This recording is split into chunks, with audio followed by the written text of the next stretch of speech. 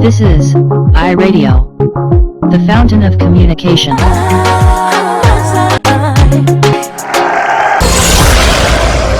On ITV.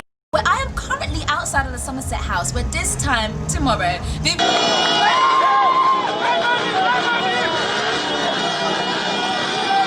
Mu kibuga Lugazi Kyaggwe yalindiziddwa amasasi na Teargas kyokka kino tekirobedde bawagizi be kusigala nga bamuyimbira obuyimba obumusuutasota n'okumuzaamu amaanyi.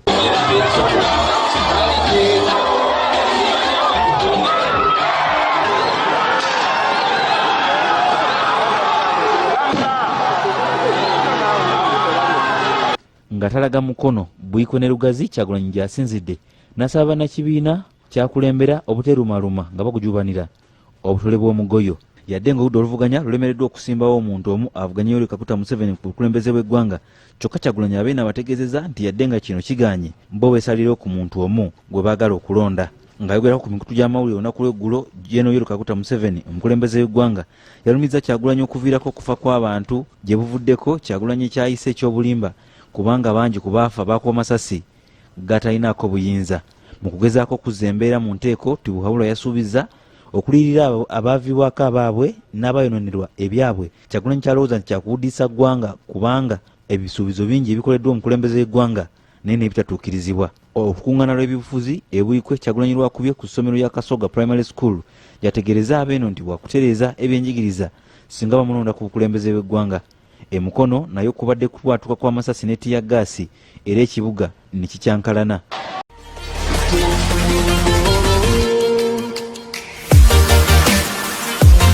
The Ugandan head of state also ordered the police to arrest those he called opportunistic and irresponsible politicians who tried to distribute food to people affected by the previous coronavirus restrictions. However, residents are still allowed to walk around the country, but not in groups of more than 5. It should be recalled that Uganda has so far registered 33 COVID-19 cases. The East African country had closed its borders and cut off public transport in a bid to slow the spread of the pandemic.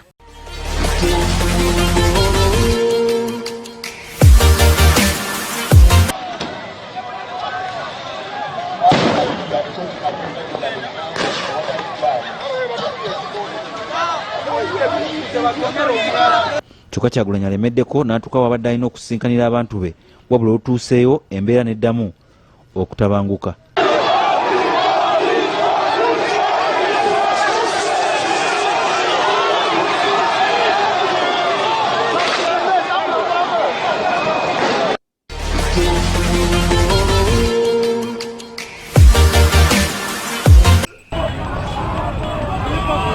Namba 2 Bobi Wine yayingidde ekibuga ng'ali mu motoka eya open roof ekyewunyisa nga tataddeeko masiki era olwatuuse okuyingira mu kibuga n'awaga abantu ne balyoka bafa essanyu. Nkugambye ekyabadde wali eri nga kisingako ekyali ku njovu ekavumba.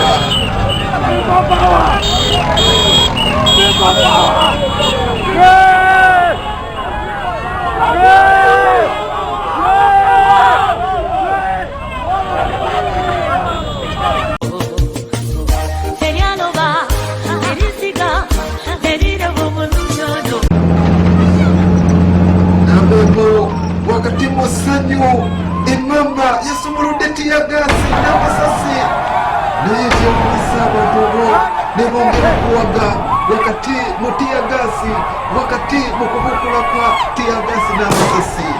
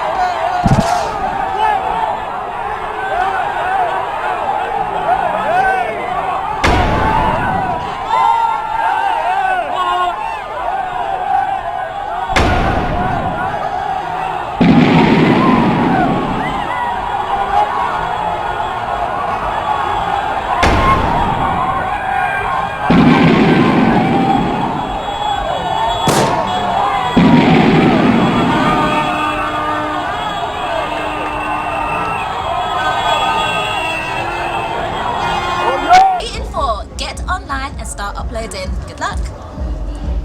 This is ITV Uganda.